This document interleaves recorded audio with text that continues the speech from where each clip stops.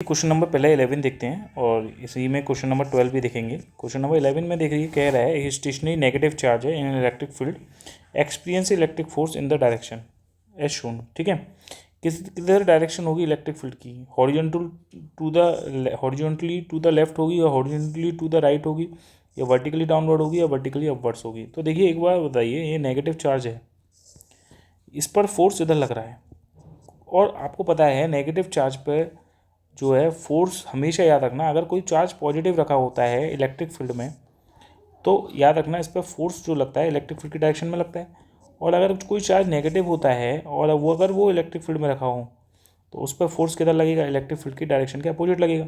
तो इस पर फोर्स टुवर्ड राइट लग रहा है, इसका मतलब इलेक्ट्रिक फील्ड कहीं ना कहीं टुवर्ड लेफ्ट होगा, तभी तो हॉरिजॉन्टली किधर होगा, टू द लेफ्ट। तो ये ऑप्शंस होगा हमारा, क्योंकि जब हॉरिजॉन्टली टू द लेफ्ट होगा तभी पॉसिबिलिटी है कि जो फोर्स लगेगा वो टुवर्ड राइट लगेगा। ठीक है, क्योंकि ये चार्ज कैसा है, पॉजिटिव नहीं है, ये चार्ज है नेगेटिव।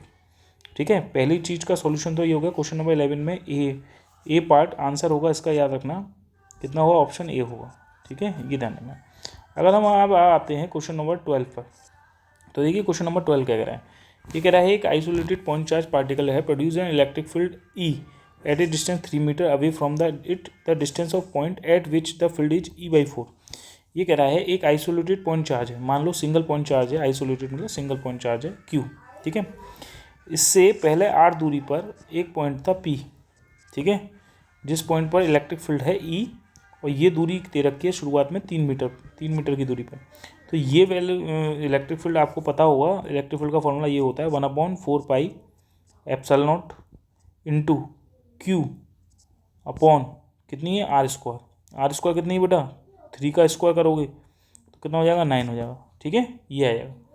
अब ये कह रहा है कि अगर मान लो दोनों के बीच की डिस्टेंस क्या होगी अगर इलेक्ट्रिक फील्ड E/4 हो जाए, तो ये बताओ इलेक्ट्रिक फील्ड E/4 हो गया तो जाहिर सी बात है जो है इलेक्ट्रिक फील्ड कम हो गया, इलेक्ट्रिक फील्ड घट गया, क्योंकि इलेक्ट्रिक फील्ड क्या है, इलेक्ट्रिक फील्ड का जो फॉर्मूला होता है वो आप जानते हैं क्या होता है, 1/4πε0 इंटू Q/R² होता है। तो इलेक्ट्रिक फील्ड इन्वर्सली प्रोपोर्शनल होता है किसके, R² के। अगर इलेक्ट्रिक फील्ड घटेगा तो R बढ़ेगा, इसका मतलब यही तो हुआ। तो ये चार्ज Q है, इससे कितनी दूरी पर, R' दूरी पर, मान लो कोई पॉइंट ले लिया हमने। ठीक है, जिस पॉइंट पर जो इलेक्ट्रिक फील्ड है वो कितना है, E/4 हो गया, कितना हो गया, E/4 हो गया। ये R' डिस्टेंस कितनी होगी ये पूछ रहा है, ये R' डिस्टेंस कितनी होगी ये पूछ रहा है। ठीक है, तो अब आप एक बार बताओ, इसको दो तरीके हैं करने के। ठीक है, इसको दो तरीके हैं करने के, सही है। तो शुरुआत वाला तरीका बता देते हैं और एक और तरीका बता देते हैं। ये मान ली ये वाली जो दूरी है ये मान ली R2 है और ये दूरी मान ली हमने R1 है, कोई प्रॉब्लम नहीं है सर। ठीक है, शुरुआत में इलेक्ट्रिक फील्ड जो था, एक बार बताओ इलेक्ट्रिक फील्ड जो था, ठीक है, यहाँ पर हमने जो है इलेक्ट्रिक फील्ड कितना था शुरुआत में, इलेक्ट्रिक फील्ड E था, कितना था शुरुआत में, इलेक्ट्रिक फील्ड E था। यहाँ पर आप देख रहे हैं कि इलेक्ट्रिक फील्ड का फॉर्मूला जो होता है किसी पॉइंट चार्ज की वजह से वो होता है 1/4πε0 Q/R², क्योंकि Q दोनों में, Q यहाँ भी आ रहा है, Q यहाँ भी आ रहा है, दोनों में Q सेम है दोनों सिचुएशन में। पहली कंडीशन में कह रहा है कि जो है इलेक्ट्रिक फील्ड 3 मीटर की दूरी पर E है, फिर कह रहा है कि कितनी दूरी पर इलेक्ट्रिक फील्ड E/4 हो जाएगा, यही तो पूछ रहा है। तो देखो Q भी सेम है, 1/4πε0 की वैल्यू सेम है, केवल और केवल इलेक्ट्रिक फील्ड बदल रहा है R के वेरी करने से। तो कहीं ना कहीं अगर आप इसको ऐसे लिख सकते हैं, E इन्वर्सली प्रोपोर्शनल हो गया 1/R² के बच्चों। ठीक है, अगर मैं इस प्रोपोर्शन को हटाऊंगा तो कांस्टेंट लगा दूंगा, एक कांस्टेंट लगा दूंगा K/R² लगा दूंगा।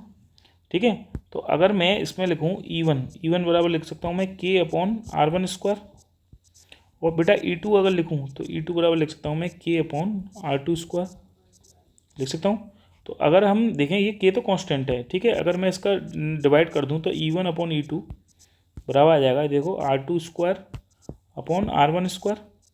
क्योंकि क्या होगा K/R1² अपॉन K/R2², K से K कट जाएगा बेटा, R2² अपॉन R1² आ जाएगा ये। ठीक है, तो अब मुझे बताओ शुरुआत में R1 कितनी थी, शुरुआत में इलेक्ट्रिक फील्ड E1 कितना था, क्वेश्चन में गिवन था E था, बाद में इलेक्ट्रिक फील्ड जो E2 है वो कितना हो गया, E/4। तो बतानी है आपको R2 कितनी होगी, ये क्वेश्चन बन गया। तो देखिए अब यहाँ पर क्वेश्चंस देख लेते हैं। E1 की वैल्यू कितनी है शुरुआत में E, अब इलेक्ट्रिक फील्ड कितना हो गया E/4, सही है।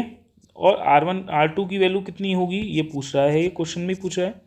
अपॉन R1 की वैल्यू कितनी, R1 की वैल्यू दे रखी है इन्होंने 3 का स्क्वायर करोगे तो 9 आ जाएगा। ठीक है, क्लियर है बेटा। इसी से देखो ये ई कट गया और 4 ऊपर पहुंच गया, तो 4 इक्वल टू पहुँच गया R2 स्क्वायर अपॉन 9। ठीक है, तो यहाँ से सॉल्व कर लीजिए। देखिए R2 स्क्वायर बराबर हो जाएगा ये 4 इंटू 9 और ये हो जाएगा 36। ठीक है, तो यहाँ पर अगर आप देखें तो R2 बराबर हो जाएगा स्क्वायर रूट ऑफ 36, तो कितना आ जाएगा 6 मीटर आ जाएगा। कितना आ जाएगा 6 मीटर। तो यहाँ पर आप देख सकते हैं ऑप्शन कौन सा होगा आपका, डी होगा। ठीक है, ए हो नहीं सकता, बी हो नहीं सकता, सी हो नहीं सकता, क्या रहेगा, डी रहेगा। समझ में आया होगा आई होप। शुरुआत में फिर से बता दे रहा हूँ मैं, पहले क्वेश्चन में तो नेगेटिव चार्ज रखा हुआ था तो इस पर फोर्स टुवर्ड राइट लग रहा था, तो इसलिए हमने इलेक्ट्रिक फील्ड किधर लगाया, टुवर्ड लेफ्ट लगाया, क्योंकि नेगेटिव चार्ज पर जो फोर्स लगता है वो इलेक्ट्रिक फील्ड की डायरेक्शन के अपोजिट लगता है नेगेटिव चार्ज पे। फिर यहाँ पर देखिए एक सिचुएशन दे रखी थी, पहली सिचुएशन कि पहले 3 मीटर पे इलेक्ट्रिक फील्ड ई है, तो पहले 3 मीटर पे इलेक्ट्रिक फील्ड ई होगा। फिर कह रहा है कि इलेक्ट्रिक फील्ड जब E/4 हो जाएगा तो वो डिस्टेंस बतानी है, तो R2 बतानी है, तो वो E2 मैंने मान लिया E/4 है और E1 को मान लिया E है। क्या है E1? E है। ठीक है, आपको पता है इलेक्ट्रिक फील्ड का फॉर्मूला होता है 1/4πε0 Q/r²। तो 1/4πε0 की वैल्यू कांस्टेंट होती है, Q दोनों के लिए सेम है तो Q भी सेम हो गया, तो इलेक्ट्रिक फील्ड इन्वर्सली प्रोपोर्शनल हो गया R² के। ठीक है, तो जब प्रोपोर्शनल हटाओगे तो एक कांस्टेंट हो जाएगा K/r²। तो यहाँ पे E1 बराबर लिख सकते हैं K/r1² और E2 बराबर लिख सकते हैं K/r2²। अगर मैं इसको डिवाइड मार दूंगा तो R2²/r1² आ जाएगा। R1 की वैल्यू 3 मीटर दे रखी है, R2 की वैल्यू बच्चा पूछी है, E1 की वैल्यू E दे रखी है, E2 की वैल्यू E/4 दे रखी है। लगा लिया, सॉल्व किया, आंसर आ गया। ठीक है, आई होप समझ में आया होगा। Thank you.